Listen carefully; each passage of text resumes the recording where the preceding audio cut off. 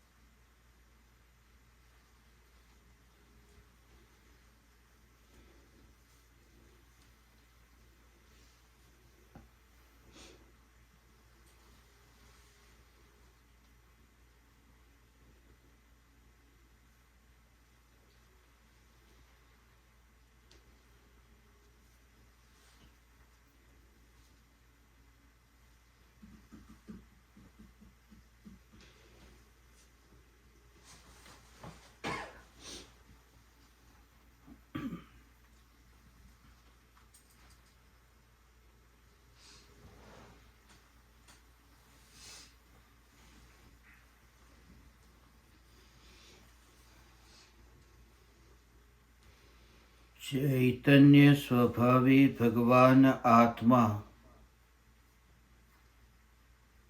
अनादि अनंत शुद्ध चैतन्य मात्र है, ज्ञान मात्र है। मैं शुद्ध चैतन्य मात्र, ज्ञान मात्र भगवान आत्मा हूँ। प्रति समय यह जागृति बनी रहे, इस जागृति का नाम धर्म है। देह की प्रत्येक क्रिया के काल में और विकल्पों के बहते प्रवाह के काल में ज्ञानी को प्रति समय यह जागृति रहती है कि मैं चैतन्य तत्व इस देह की किसी भी क्रिया में और विकल्पों के बहते प्रवाह में कहीं भी मिला नहीं हूँ। ऐसा शुद्ध चैतन्य तत्व मैं हूँ। प्रति समय स्वयं की शुद्ध चैतन्य सत्ता का बोध आत्म जागृति ही धर्म है। चैतन्य तत्व की स्व संवेदन प्रत्यक्ष निर्विकल्प अनुभूति होते ही देह होने पर भी देहातीत दशा प्रकट होती है। इतना ही नहीं, विकल्प होने पर भी विकल्पातीत दशा प्रकट होती है। चैतन्य तत्व के निर्विकल्प अनुभूति होते ही आत्मा में अतीन्द्रिय आनंद का सागर उछलता है। फिर भी ज्ञानी की दृष्टि उस अतीन्द्रिय आनंद के सागर की ओर भी नहीं जाती और दृष्टि चैतन्य तत्व पर ही टिकी रहती है। यह चैतन्य तत्व ही मैं हूँ। चैतन्य तत्व के निर्विकल्प अनुभूति होते ही ज्ञान दीपक प्रज्वलित होता है।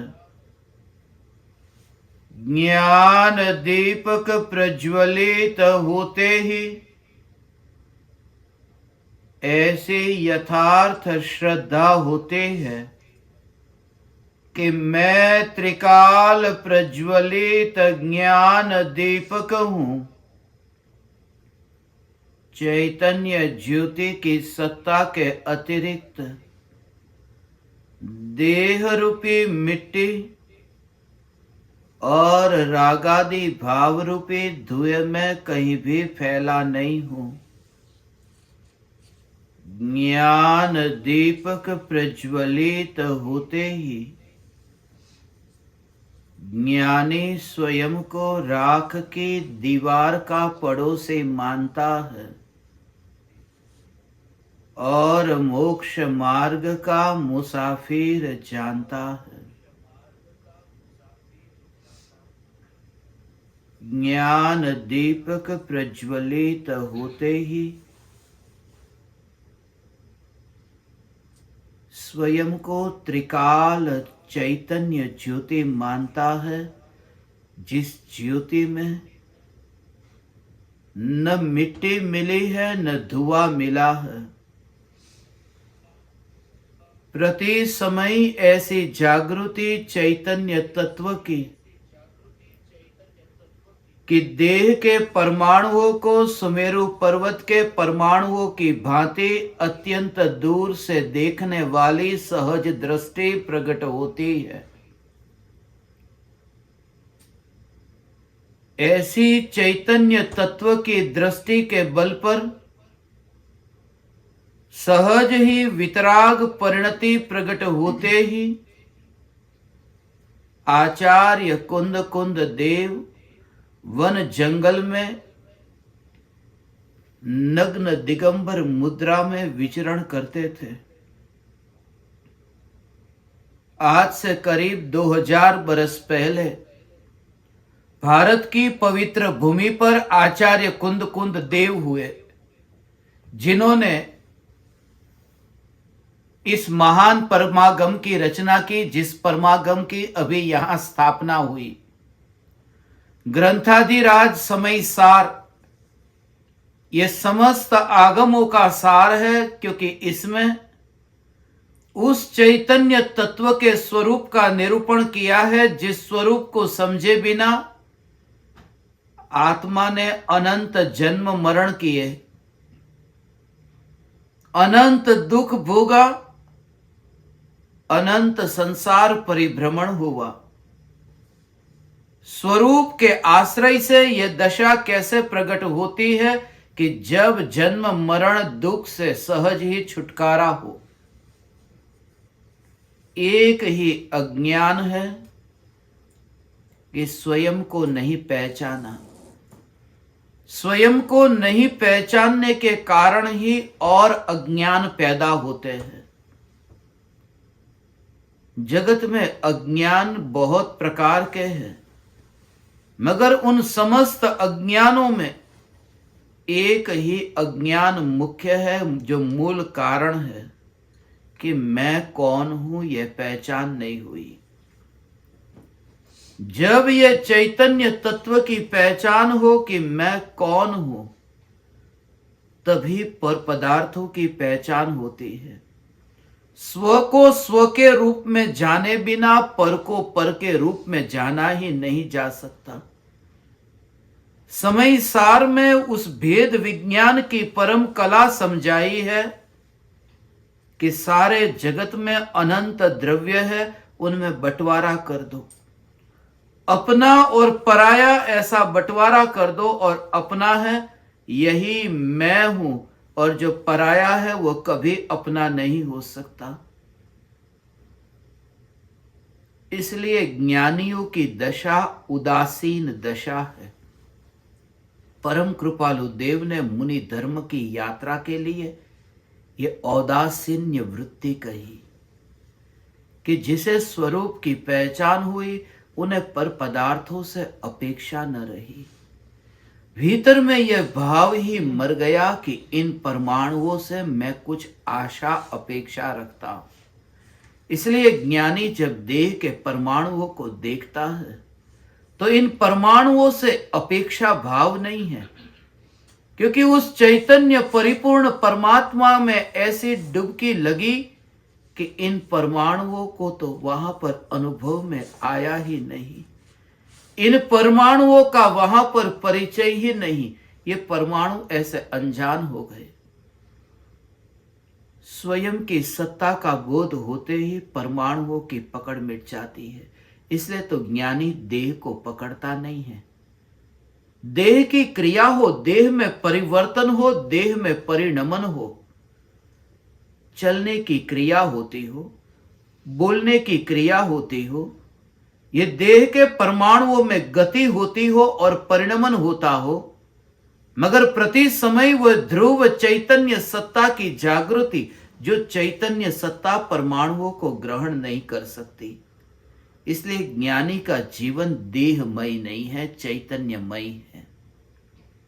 इसलिए ज्ञानी भोगों के साथ में जीता नहीं है। भोगों के साथ तो दूर, भोग का संबंध जिस देह के साथ है, उस देह के साथ ही जीता नहीं है। देह तो बहुत दूर, देह के माध्यम से भोगों को भोगने का जो राग का विकल्प है, उस विकल्प के साथ भी ज्ञानी जीता नहीं है। ज्ञानी का जीवन चैतन्यमय है। इसलिए तो न ग्रहण न त्याग, ऐसी अंतर में दृष्टि प्रकट होती है। आचार्य कुंद कुंद देव ऐसी दशा को उपलब्ध हुए थे। शरीर पर धागे का भी परिग्रह नहीं, ऐसी नग्न अवस्था में वन जंगल में विचरण करते थे। 11 वर्ष की अल्प आयु में उन्होंने गृहस्थ दशा का त्याग करके मुनि धर्म अंगीकार किया था। 11 वर्ष का छोटा सा बच्चा भावलिंगी संत हो गया। हर अंतर मुहूर्त में स्वरूप में डुबकी लगाकर अनंत सिद्धों के साथ में बातें करने लगा। यह आचार्य कुंद कुंद देव की दशा उस बात को बताती है कि शरीर की उम्र का, आत्मा की अंतर की, भीतर की परिणति की निर्मलता के साथ में कोई संबंध नहीं है। क्योंकि धर्म आत्मा का है, देह का नहीं। इसलिए बालक एक कोरी किताब की भांति,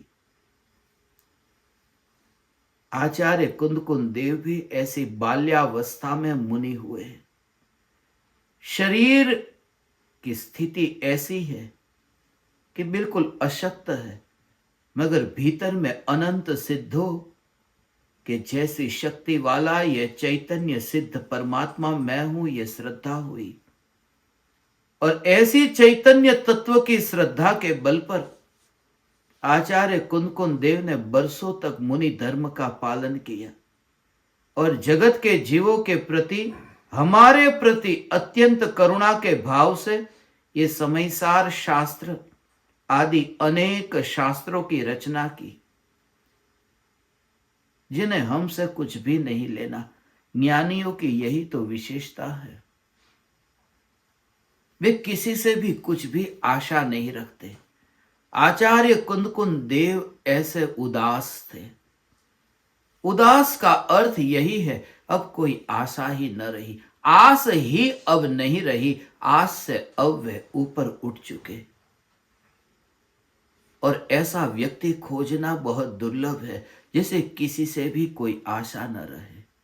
इसलिए क्योंकि उसने स्वरूप को पहचान लिया कि पर से कुछ भी पाया ही नहीं जा सकता, पर से अपने को भरा ही नहीं जा सकता। इसलिए भले ही बाजार से वस्तु को खरीद करके हम घर में भरते हो, मगर फिर भी दुख क्यों नहीं मिटता? इसलिए क्योंकि बाहर से वस्तु खरीदकर बाहर के घर को भरते हैं। और खालीपन घर का नहीं खटकता, खालीपन भीतर का खटकता है। जब भीतर में परिपूर्णता का अनुभव हो, फिर घर खाली भरा हो, खाली पड़ा हो तो भी दुख नहीं होता, क्योंकि भीतर की परिपूर्णता का अनुभव हुआ। परदेश में कनाडा और अमेरिका जैसे देश में, कि जहां पर इतने आधुनिक युग में, इतने भौतिक भोगों की दुनिया में, जो दुनिया में सर्वोच्च शिखर पर है, ऐसे देशों में क्षणिक के बोध की संभावना अधिक है। मुझसे कोई पूछ रहा था कि अमेरिका और कनाडा में वहां उन्हें क्या समझ में आएगा? ये चैतन्य परमात्मा। याद रहे, जैनियों के 24 तीर्थंकर राजपुत्र थे, राजमहल में ही पैदा हुए, राजमहल में ही बड़े हुए। इतने वैभव को भोगा और भोग करके फिर असारता का बोध हुआ। इसलिए भोगों को भोगने वाले को तो ये जल्दी से समझ में आ सकता है, क्योंकि जिनके पास में धन नहीं है उन्हें एक आशा है, कल धन मिलेगा और सुख मिलेगा। जिनके पास भोग नहीं है वो आशा है, कल भोगों को भोगूंगा तो सुख मिलेगा। और जिनके पास में सब कुछ मिला, खाने को पीने को सब कुछ बाहर में इंद्रिय विषय के सब भोग मिले, मगर फिर भी भीतर में दुख का दुख तो ऐसा का ऐसा रहा। इसलिए वहां एक संभावना ऐसी है कि कुछ और है जो इनसे पार है, जहां से सुख प्राप्त हो सकता है। इसलिए तीर्थंकर को अपने महल के भीतर जो सुख न मिला वो वन जंगल में कांटे कंकड़ में वहां पर मिला। कांटे कंकड़ के कारण नहीं, कांटे कंकड़ में भी वहां पर रह कर के भी उन्हें भीतर में चैतन्य तत्व की परिपूर्णता के बल पर महल की याद ही खो गई। चैतन्य महल में निवास होने पर महल की याद ही खो जाती है। मिट्टी के महल की और दृष्टि होती कहां, जहां चैतन्य महल दृष्टि में आए। ऐसी परिपूर्ण दशा आप परमात्माओं को प्रकट हो, इस भावना से आचार्य कुंद कुंद देव की यह अनमोल रचना ग्रंथाधिराज समयसार आप सभी के निवास स्थान पर मंगलमय स्थापना के लिए मैं लेकर आया हूं। यह अंतिम स्थापना का जो दौर चल रहा है, यह भ्रांति निकाल दो। एकमात्र चैतन्य परमात्मा देखोगे तो स्वदेशी और परदेशी का भेद ही नहीं दिखाई देता। इसलिए तो संपूर्ण पृथ्वी पर मैं जहां 158 देशों में गया, मुझे कहीं पर भी भेद न दिखाई दिया। ऐसे ऐसे लोग जिनके भीतर में इतनी मानवता, करुणा, कोमलता, सरलता, पवित्रता, ऐसे दीवाने मिले जिनके बारे में हमने कल्पना भी न की हो। एक घोड़े के ऊपर जैसे दोनों आंखों पर बांध करके रख देते हैं, कान पर पट्टी बांध करके रख देते हैं कि जिससे आंखों से उसे कुछ दिखाई न दे साइड का। हमारी दृष्टि ऐसी संकुचित हो गई है कि मैं जिस धर्म को मानता हूं, मैं जिस मंदिर में जाता हूं, उस मंदिर में जाने वाला धार्मिक, बाकी सब कीड़े मकोड़े। इसलिए ईसाई को कोई मस्जिद में जाने वाला धार्मिक नहीं दिखाई दे सकता। इसलिए मुस्लिम को चर्च के अंदर जाने वाला धार्मिक नहीं दिखाई सकता। मगर ज्ञानी की दृष्टि की प्रत्येक आत्मा परमात्मा है, और इस दृष्टि के प्रकट हुए बिना धर्म का शुभारंभ ही नहीं, मोक्ष मार्ग का पहला चरण यहां से शुरू होता है कि अब मुझे मांस और चमड़ी नहीं दिखाई देते। अब मैंने कसाई का काम बंद कर दिया है। अब मैं बूचड़ खाने में नहीं जाता, अब मैं मांस को नहीं देखता। यहां तो देखते हो ना, अमेरिका और कनाडा, यहां तो जब तुम स्टोर में जाते हो, जहां पर सब्जी बिकती है उसी के पास में मांस बिकता है। बिल्कुल पास पास में, एक ही स्टोर में, डिपार्टमेंट अलग है मगर है तो पास में ही नहीं। जहां तुम सब्जी को हाथ लगाते हो वहां पर दूर तुम मांस को देखते हो, मगर देखते नहीं हो, आंख घुमा लेते हो। यदि गलती से भी उस जगह तुम पहुंच जाओ जहां मांस है, आंख घुमा लेते हो कि यह खाने जैसा नहीं, उसे देखने जैसा नहीं।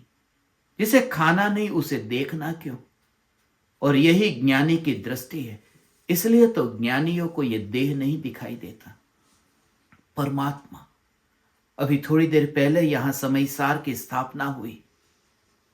देखा ना ज्ञान दीपकों को, इनको स्थापना का कुछ भी पता है? स्थापना कैसे होती है ये जानते हैं? आज तक इतनी स्थापना हुई, समयसार की कितनी स्थापना हुई, और सब जगह जहां जहां पर स्थापना हुई कैसे भक्ति होती है। मुनिवर आज मेरी कुटिया में आए हैं। ये समयसार ही मुनिराज है।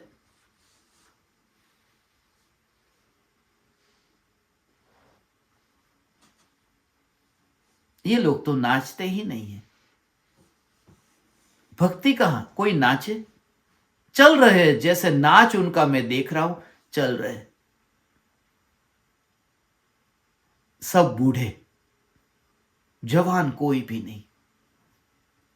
बूढ़ापा आ गया, अब चल भी नहीं सकते। इन्हें भक्ति का क्या पता। ये मांस वाली दृष्टि हुई, ये चमड़े को देखने वाली दृष्टि हुई।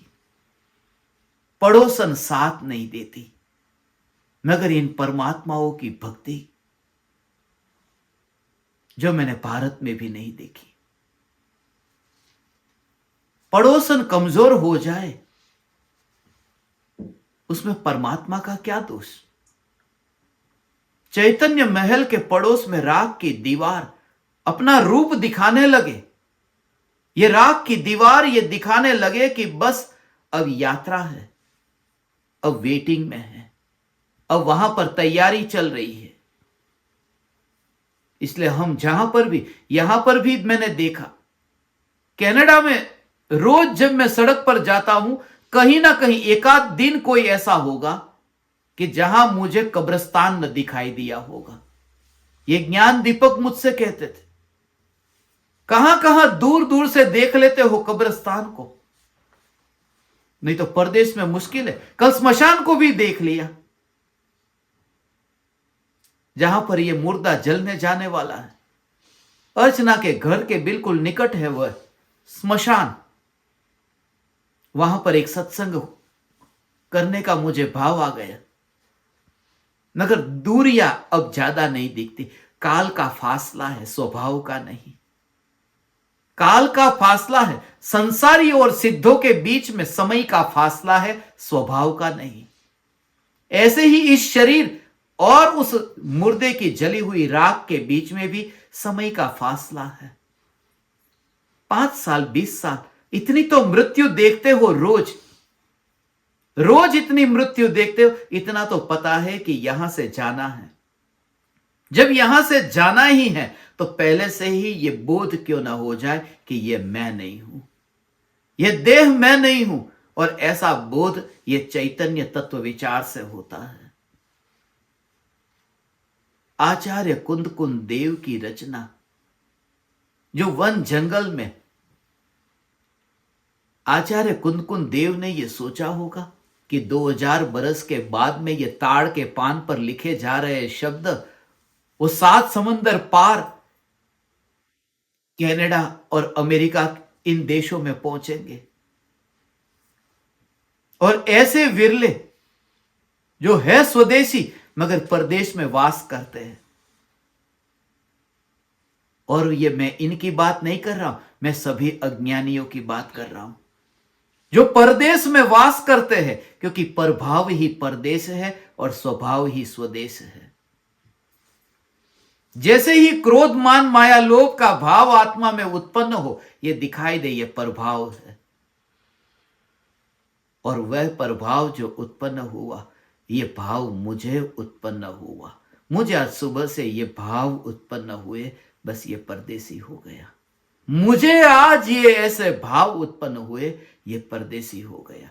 नहीं, मैं चैतन्य परमात्मा, चैतन्य सत्ता मात्र भगवान आत्मा, जिसमें भाव उत्पन्न होते ही नहीं है। जो है, जो ध्रुव है, जो नित्य है, जो जैसी है ऐसी है, जिसमें न कुछ उत्पन्न होता है न कुछ मरता है, उसी का नाम तो नित्य है।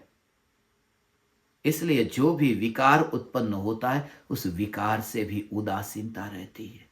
ज्ञानी भाव को भी अपने में लाता नहीं, ला सकता ही नहीं, ऐसी दृष्टि। इसलिए तुम भावों के साथ में जीवन नहीं जीते। ये भाव आया, वह भाव आया, मैं जहां हूं वहां नहीं आया। इतनी ठंड है, ये सत्य है। बाहर बरसात हो रही है, ये बरसात हो रही है, ये सत्य है, मगर मैं अपने घर के भीतर बैठा हूं, इसलिए निश्चिंत हूं। विकारों की बरसात तो होती है, मगर जहां चैतन्य परमात्मा की ध्रुव सत्ता है वहां विकार की बरसात कुछ नहीं करती। वह सेल्फ प्रोटेक्टेड है, क्योंकि वहां दरवाजा नहीं है, वहां खिड़की नहीं है, वहां कोई खाली जगह नहीं है कि बरसात की बूंदे भीतर आ जाए। वो सेल्फ प्रोटेक्टेड का भाव समझते हो कि असंख्य प्रदेशों में सर्वत्र ज्ञान ही ज्ञान भरा है, चैतन्य पना ही भरा है, लोहे के गोले की भांति जिसमें सुई अंदर घुस नहीं सकती। ऐसा यह चैतन्य का परिपूर्ण गोला, ऐसा यह ज्ञान का गोला, यह चैतन्य परमात्मा जिसमें विकार आता ही नहीं। यह भेद तुम्हें जानने में आ जाए, फिर तुम सिद्ध हो। फिर तुम्हें मोक्ष में नहीं जाना, मोक्ष यहां घटित होता है। फिर तुम सिद्धों के पास नहीं जाते, सिद्ध तुम्हारी श्रद्धा में विराजमान होते हैं। फिर तुम अनुभव करते हो कि पराये के पास में मैं कैसे जा सकता हूं। ऐसी परिपूर्णता का एक समय के लिए अनुभव हो। इस अनुभव के लिए ये यूनिवर्सल समयसार 800 के ये जो स्थापना का एक भाव था, इसके बाद अब कोई मिशन न होगा, इसके बाद ये कोई स्थापना न होगी। मुनि धर्म की यात्रा से पहले ये दो काम अधूरे थे, एक आत्म सिद्धि शास्त्र की स्थापना और एक ये ग्रंथाधिराज समयसार की स्थापना। अब होंगे मुनि होंगे, अब आचार्य कुंद कुंद देव होंगे, अब ये सब भूतकाल होगा। अब कभी भूतकाल की पुरानी कहानी की तरह होगा, मगर वो मेरी नहीं थी। एक था राजा, एक थी रानी, खाया पिया हो गई खत्म कहानी। ये जो कुछ भी, इसलिए उस एक सपने की तरह, एक सपने की तरह कि मैंने पूरी पृथ्वी में यह वितराग वाणी को पहुंचाया, वो किसी राजा रानी की कहानी की तरह है, वो मेरी नहीं। जैसे तुम कहानी को पढ़ो ने, उस कहानी की भांति कि यह कोई राजा रानी की कहानी है, ये मेरी नहीं। हे ज्ञान दीपक, अब तो बस वन में विचरण होगा और इतना आनंद का भोग होगा। आचार्य कुंद कुंद देव से मुलाकात होगी। अभी तो मुलाकात हो ही नहीं रही, क्योंकि जिनसे तुम्हें मिलना हो उनके पास तुम्हें बैठना पड़ता है। नीचे बैठोगे पता नहीं चलेगा, क्योंकि दिए के नीचे जो बैठता है उसे अंधेरा ही मिलता है, प्रकाश का तो परिचय नहीं होता। प्रकाश का परिचय करने के लिए प्रकाश तक, ऊपर तक पहुंचना जरूरी है। इसलिए तो गुरु को पहचानने के लिए गुरु तक पहुंचना जरूरी है कि वो क्या अनुभव करते हैं। चौथी मंजिल पर क्या हो रहा है ये देखने के लिए तुम्हें चौथी मंजिल पर जाना होगा। छठी सातवीं मंजिल पर क्या हो रहा है इसका अनुभव करने के लिए तुम्हें छठी सातवीं मंजिल पर जाना होगा। यह क्षणिक का बोध और नित्य का अनुभव। हे ज्ञान दीपक, तुम्हारा इंतजार रहेगा उन वन जंगलों में जहां ज्ञानियों ने विचरण किया है, जहां ये राख की दीवार, जहां ये देह के परमाणु ऐसे ही दिखाई देंगे जैसे जानवर के परमाणुओं की भांति। यही तो एक मनुष्य भव है जहां ये ट्रांसफॉर्मेशन संभव है। जानवरों में कुछ नहीं होता, निगोदिया में कुछ नहीं होता, जन्म हुआ और मरा, कोई क्रांति घटित नहीं होती। कीड़े मकोड़ा में उसमें क्रांति घटित नहीं होती, कीड़े के रूप में ही पैदा होते हैं और कीड़े के रूप में ही मरते हैं। उनका कोई भविष्य नहीं होता, उनका भविष्य ही नहीं, क्योंकि कीड़े में ही पैदा हुए और कीड़े में ही मरना है। और सिद्धों का, उनका भी कुछ भी नहीं, क्योंकि जो होना था वह हो चुका, वहां पर भी कुछ नहीं हो सकता, निगोदिया में भी कुछ नहीं हो सकता, क्योंकि वह भविष्य उसके लिए है ही नहीं, वह आत्मज्ञान को पा नहीं सकता। और सिद्ध में भी कुछ हो नहीं सकता, क्योंकि होने योग्य जो था वह हो चुका, वे तो कृतकृत्य हुए। एक ही बीच की दशा है, बीच की स्थिति है, जहां कुछ हो सकता है, वह मनुष्य जन्म है, जो कीड़े मकोड़े से ऊपर है और परमात्मा से नीचे है। और ऐसा यह मनुष्य जन्म, जिस जन्म में यदि ट्रांसफॉर्मेशन हो कि पैदा हुआ था अज्ञानी और यहां से विदा हुआ ज्ञानी, पैदा हुआ था घर में और मृत्यु हुई वन जंगल में, पैदा हुआ तब मां बाप पास में थे और मृत्यु हुई तब एकांत में, गुफा में, या फिर अधिक से अधिक प्रज्वलित ज्ञान दीपकों की संगति में, तब मनुष्य जीवन सफल होगा। आज एक यादगार दिन रहेगा, आज का दिन यादगार दिन रहेगा कनाडा और अमेरिका के लिए।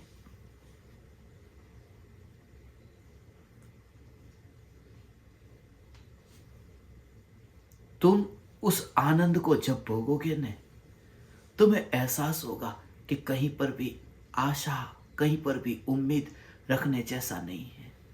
कहीं पर भी तुम पाओगे। आचार्य कुंदकुंद देव किससे आशा रखते थे? ताड़ का पान भी कहां से मिलेगा? कहां पता था ताड़ का पान किधर है? बबूल के पेड़ का काटा और ताड़ के पान पर छेद करते करते ब्रेल लिपि की भांति यह शास्त्र लिखा है। जिसे उस समय तो पेन कागज थे नहीं, 2000 बरस पुराना यह शास्त्र, कांटे से छेद करते ताड़ के पान पर, मगर छेद होता था पान के ऊपर, मगर भीतर में यह जागृति थी कि जिसमें छेदन नहीं हो सकता, जिसमें भेदन नहीं हो सकता, ऐसा यह चैतन्य तत्व मैं हूं। कांटे चुभते थे हथेली पर, खून निकलता था, मगर वो खून चैतन्य सत्ता में से नहीं निकलता।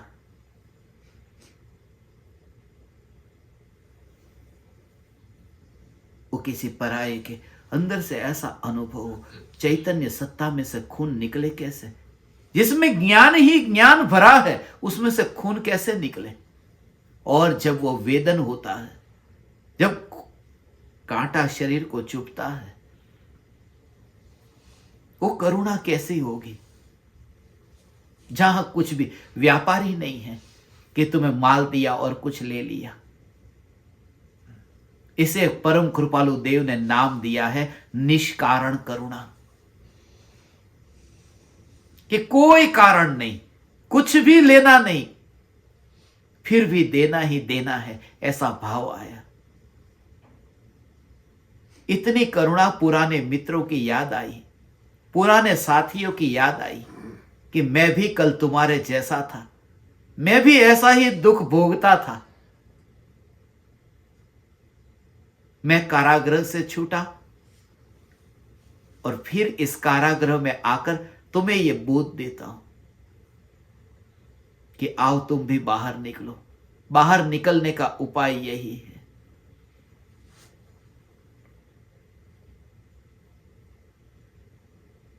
मनुष्य की दशा को बिल्कुल मध्य की स्थिति कहा है।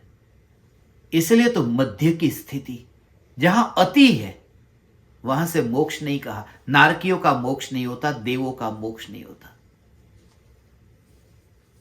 नारकियों में दुख की अति है, देवों में इंद्रिय सुख की अति है, मनुष्य मध्यस्थ है।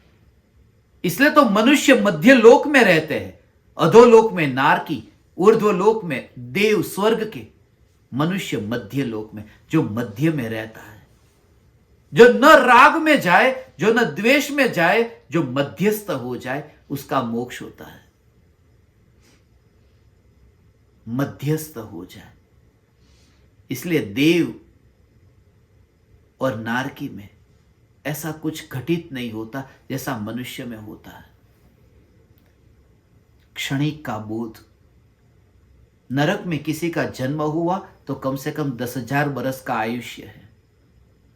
स्वर्ग में भी जन्म हुआ तो कम से कम 10,000 बरस का आयुष्य है, कम से कम इतना तो जिएगा, 10,000 बरस। उससे पहले मरेगा ही नहीं, ये पक्का है। मगर हमारे मनुष्य भव का कुछ भी ठिकाना नहीं। आज सुबह हलवा पूड़ी खा करके बैठा और अटैक आ गया, मर गया। अनिश्चितता के बीच में यह मनुष्य जीवन क्या हो जाए, अचानक क्या परिवर्तन आ जाए, जैसा अचानक घटित होता है सडनली कि अरे क्या हो गया, यह मनुष्य जन्म में होता है। देव और नारकियों को यह नहीं होता है। और जहां जितना क्षणिक का बोध हो उतना ही नित्य के अनुभव का रास्ता खुलता जाता है, मार्ग निष्कंटक होता जाता है। मैंने इस पर इतना भरोसा किया और वो अचानक बदल गया। शरीर तो अभी इतना स्वस्थ था और अचानक कैंसर हो गया। अभी तो इतना अच्छा रिश्ता था और अचानक ये क्या हो गया। थोड़ी देर पहले तो इतना राग था कि शादी करके लेके आए थे पत्नी को और अचानक तलाक के लिए चले गए। एक क्षण भर में जो पलटता स्वरूप है उससे बोध होता है कि अब सुख इसमें नहीं है, कुछ और है। मैं उसका अब सहारा नहीं लेता जो पलट जाता है।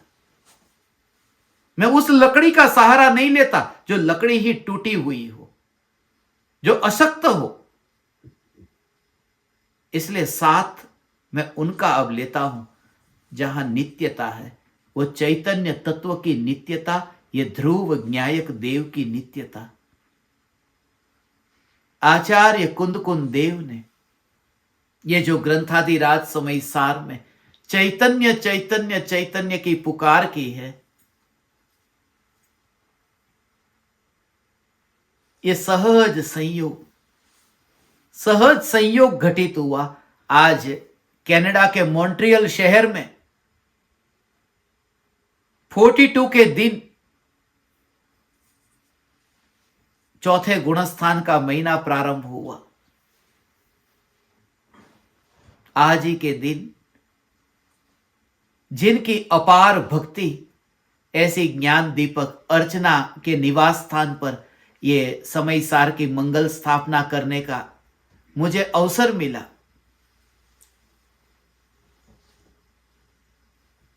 देह छूटने से पहले इन्हें सम्यक दर्शन की प्राप्ति अवश्य होगी, चैतन्य तत्व की अनुभूति होगी। क्योंकि मैंने इनको अकेले में देखा है। रात के समय जब हमारी जूम पर मीटिंग होती थी इंडिया से,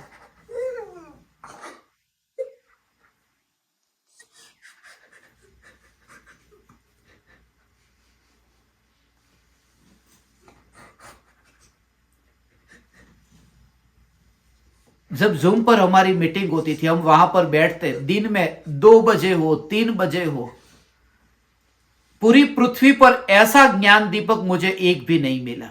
यह अतिशयोक्ति नहीं होगी। और भी अमेरिका के ज्ञान दीपक है, वो मुझे कहते हैं वो सत्संग हमारा छूट गया, उठ नहीं पाए, आप उसकी लिंक भेज देना यूट्यूब की। मगर ये ज्ञान दीपक ऐसे, और एक दिन की बात हो ना तो बात कुछ और है। हमारा तो रोज का है, रोज रोज रोज हम सत्संग के लिए। इसलिए नहीं तो सत्संग शुरू होता है यहां 1:42 रात को हुए हो, वो सत्संग से पहले भी आ सकते हैं, 2 मिनट पहले, आधे घंटे पहले भक्ति होगी।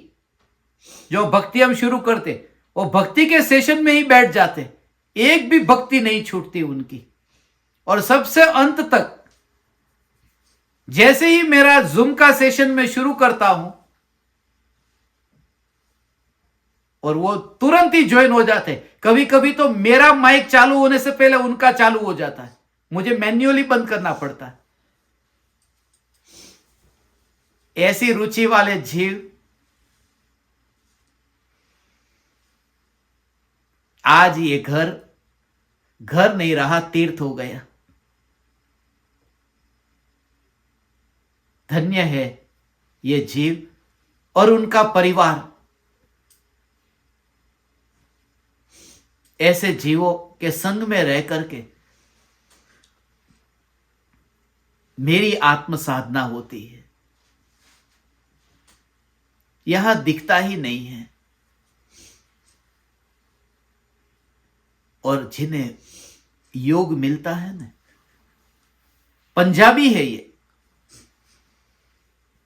तुम जरा विचार करो, पंजाबी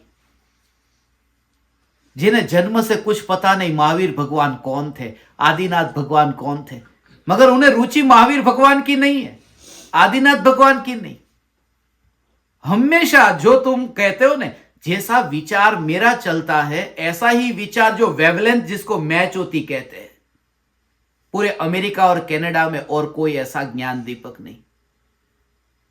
एक कारण से, क्योंकि जो मैं कहता हूं ज्ञान में, ज्ञान अनुभव में आता है, और जिस भाव से वो बात जो मैं आपको कहता हूं वो बात इन्होंने पकड़ी है।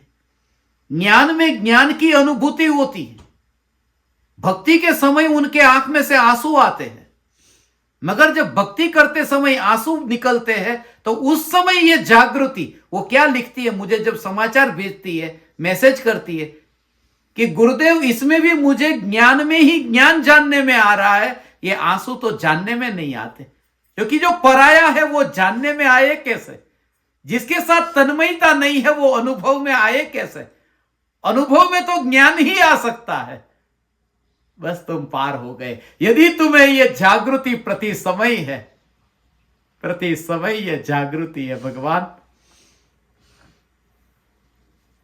तो यही धर्म है।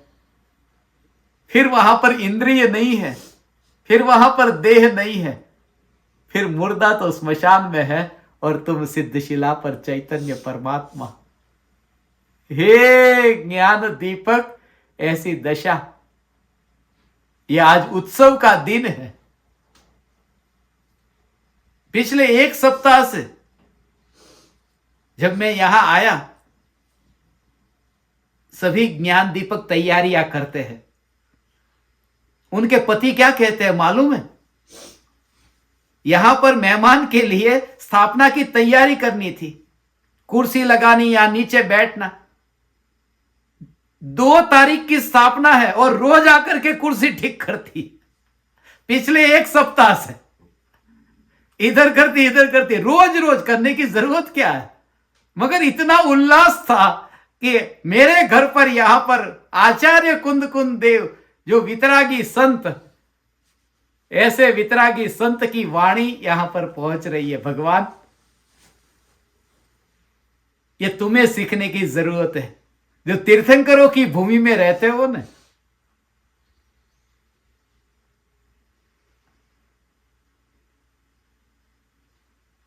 जिनके घर पर आलू प्याज बनता है, उनके घर का मैं खाना नहीं खाता।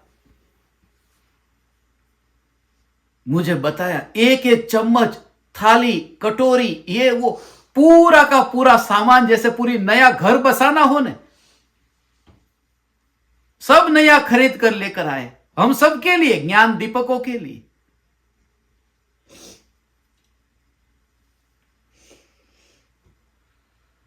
यदि जमीन पर हल न चला हो और बीज बोए तो वो अंकुरित नहीं होता। यदि बीज को सड़क के ऊपर फेंक दो, पेड़ नहीं उगेगा। पेड़ को उगने के लिए उस बीज को ऐसी जगह डालना जरूरी है जो ठीक भूमि हो। और जब तक आत्मा में ऐसी कोमलता और सरलता नहीं है, तब तक चैतन्य की कितनी भी पुकार सुने, सम्यक दर्शन रूपी बीज वहां बोया ही नहीं जा सकता। और मोक्ष के फल की बात तो बहुत दूर है, आत्मज्ञान के बीज हेतु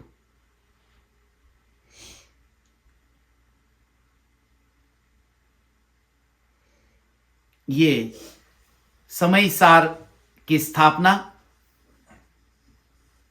जो बिल्कुल कोरोना के समय में ऐसा असंभव जैसा लग रहा था कि ये स्थापना होगी या नहीं होगी, क्या होगा, क्योंकि भारत में मैंने 2 महीने में 30-30 दिन के अंदर 18-18 फ्लाइट, 30 दिन में 18 और दूसरे महीने में 18, 36 जितनी फ्लाइट तो 2 महीने में मैंने ली। और पूरे भारत देश में कोई राज्य अभी बाकी बचा होगा जहां मैं नहीं गया। और कोरोना के समय में जाना इतना मुश्किल था, मगर भावना थी कि पूज्य गुरुदेव श्री कांजी स्वामी, जिनके कर कमलों में यह समयसार आया, उसके 100 वर्ष की पूर्णाहुति के उपलक्ष्य में यह वाणी 142 प्रत्यक्ष ज्ञान दीपकों के निवास स्थान पर पहुंचे।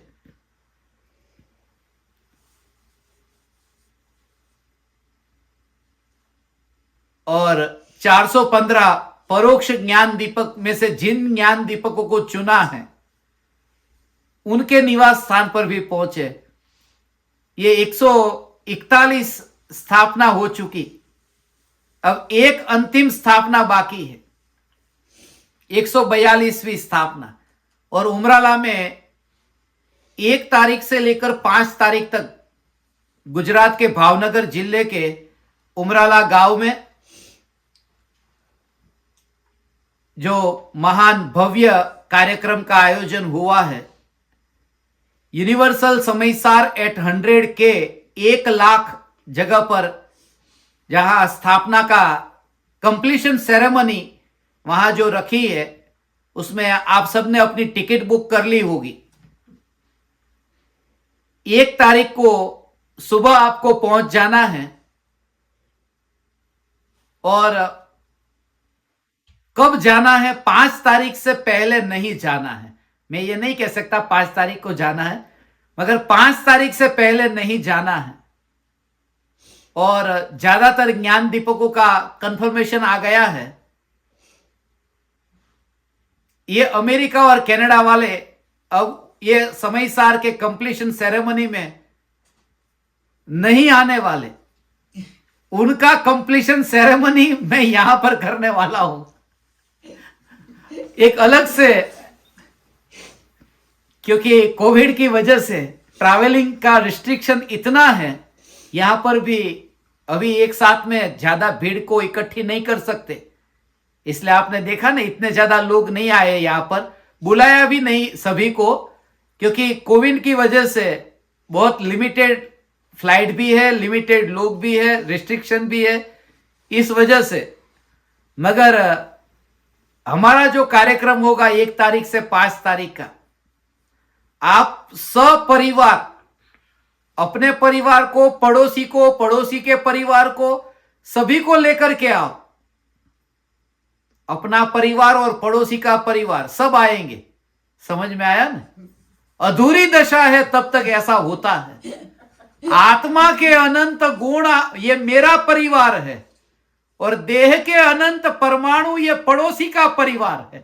ये अनंत परमाणु है ना, अपना परिवार और पड़ोसी का परिवार, ये सहित ये सब उस कार्यक्रम में वहां पर उपस्थित रहेंगे। ये जो मुझे बहुत से लोगों ने मना किया था कि ऐसा ट्रैवलिंग मत करो, उसमें सबसे ज्यादा पहले नंबर पर बा, જાનો માનો ઘરમાં બેઠો રે, કોરોના થાશે ત્યારે બધી અક્કલ ઠેકાણે આવી જશે। गुजरातनी गामડાની ભાષા ને, और उनकी जो स्टाइल ने, બેઠો રે સારો માનો બેઠો રે, અત્યારે કોરોના ચાલે છે, અને ગુજરાતીમાં કોરોના હાલે છે, બિલકુલ કાઠિયાવાડી। પછી ત્યાં કોણ તારું ધ્યાન રાખશે? અહીંયા તો અમે છી ખાવાનું આપીએ છીએ, खाने क्या दवाई दवाई वगैरह सब देते, वहां पर कोविड होगा कौन रखेगा तेरे को? मगर फिर भी उनको कहा सब हो जाएगा, सब अच्छा हो जाएगा, आप चिंता मत करो, यहाँ ध्यान रखने वाले बहुत है।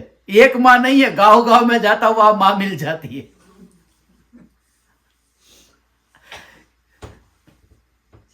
मुझे एक जापान की घटना याद आती थी।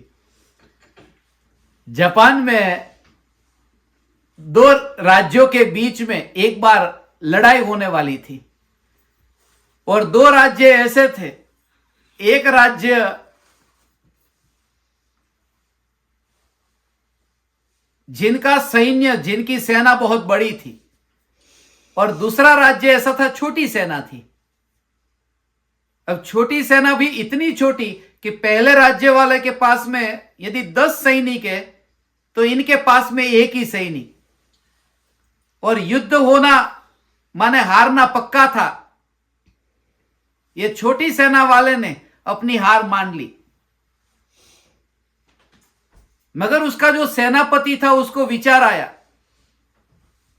कि एक काम करते, इसका कोई उपाय खोजते हैं।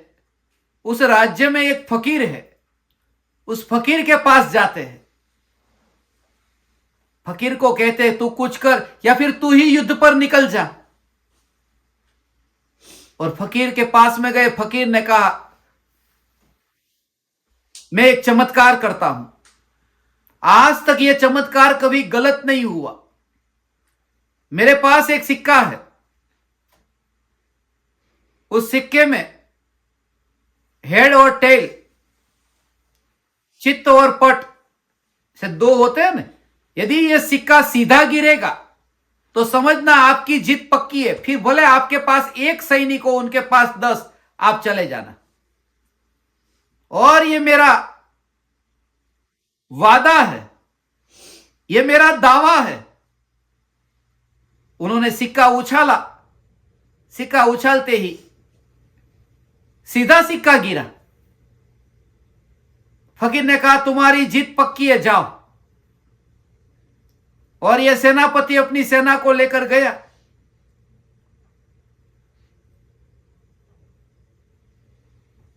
सेना को लेकर गया और ऐसा चमत्कार हुआ कि सामने वाले डर करके कि हम इतने बड़ी सेना वाले फिर भी ये आया, कुछ ना कुछ गड़बड़ होगी। वो पीछे हट गए और इनकी सेना वालों ने इतनी दम लगा दी, इतना जोर लगा दिया कि उनको हरा करके वापिस आए। जब वापिस आए तब इनको जिनसे मार्गदर्शन मिला था उनका उपकार तो मानना चाहिए ना। तो फकीर के पास गए धन्यवाद देने के लिए। फकीर को कहा कि आपके कारण हम ये युद्ध जीत करके आए। उस फकीर ने कहा आभार मेरा मत मानो। उसने अपने कोट की जेब में से सिक्का निकाला और दिखाया कि देखो ये सिक्के की दोनों ओर हेड ही रखता हूं, चित्ती रखता हूं, पट नहीं रखता। कैसे भी गिरे, यदि तुम भाव ऐसा रखो ना कि होगा होगा और होगा तो होगा। यह समय सार की स्थापना होगी होगी और होगी, और यह हुई। ऐसे ही आत्मसिद्धि शास्त्र के लिए भाव आया था कि पूरी पृथ्वी के 142 देश में जाऊंगा जाऊंगा और जाऊंगा, और जेब में 1 रुपया नहीं था, मगर फिर भी गया और यह वाणी पहुंची। मैं ये कहता हूं कि निश्चय इतना दृढ़ रखो, और यह तो उदय का परिणाम है। भाव भायाव और संजोग की बात थी, उदय जरूरी नहीं है हो भी जाए। ये कर्म के उदय उस समय पैरेलल चलते हैं, मगर एक बात पक्की है कि चैतन्य तत्व का आश्रय लेकर के मैं मुनि धर्म अंगीकार करूंगा, यह पक्का है। क्योंकि इसमें उदय नहीं, इसमें आत्मा का पुरुषार्थ है। इतनी दृढ़ता रखो।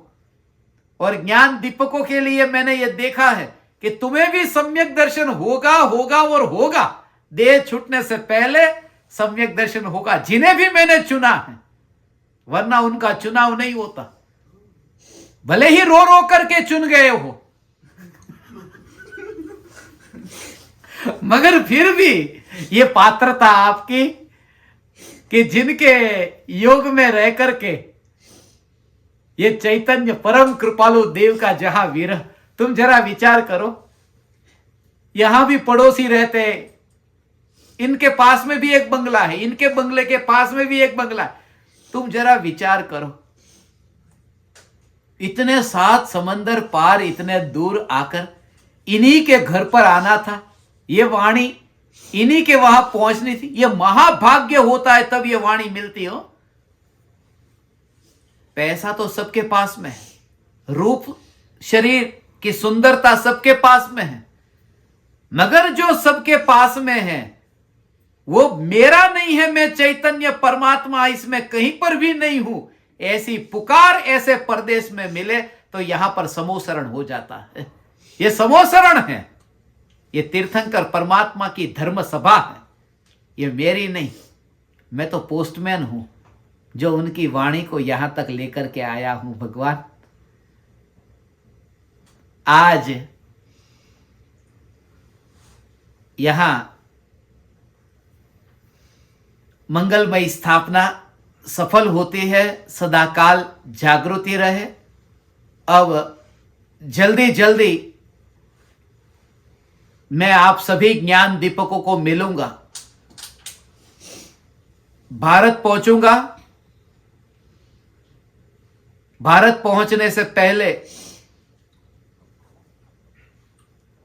हम थोड़े दिन, जब तक मैं यहां पर हूं,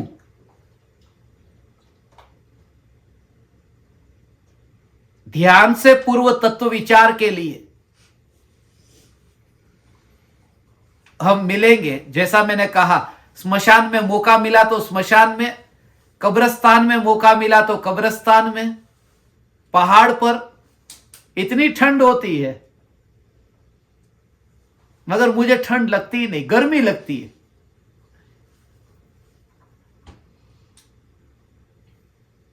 मैंने तो पहली बार यहां पता चला कि दुनिया में इतनी ठंड भी पड़ती होगी यहां इस पृथ्वी पर। अपने दिल्ली में, जम्मू कश्मीर में कैसा होता है, 0 टेम्परेचर हो जाता है, -1 हो जाता है, -2 हो जाता है। और यहां जब सर्दी इतनी होती है तो -40, -40। अब जरा तुम विचार करो -40 में क्या होगा।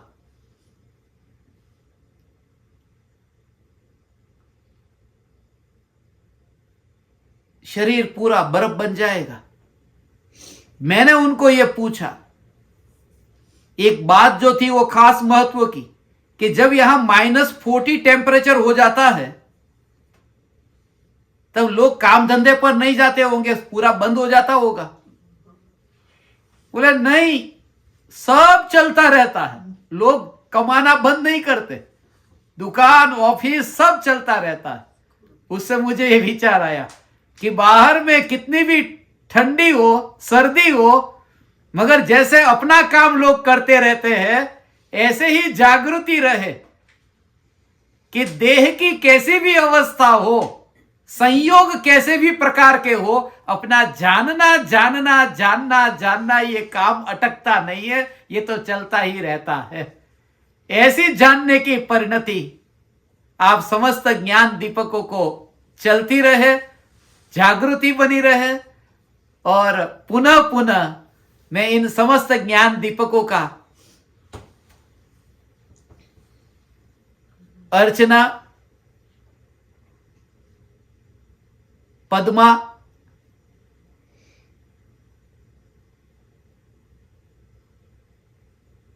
नीता, वीणा और विनय,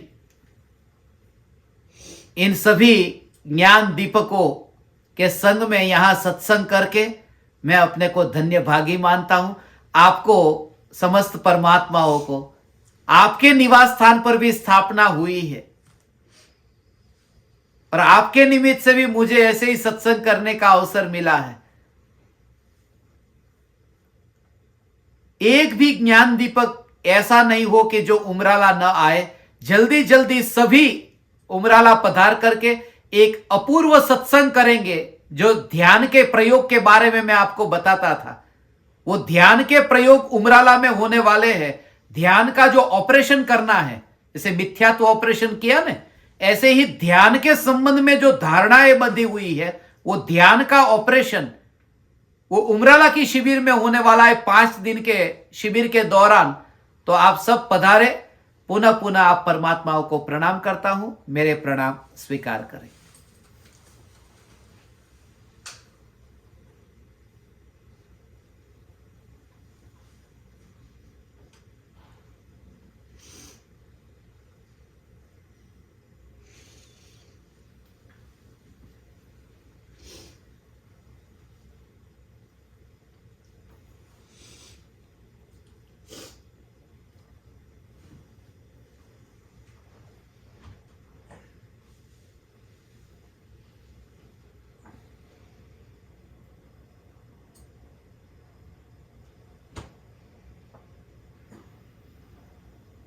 अहो अहो श्री सद्गुरु करुणा सिंधु अपार,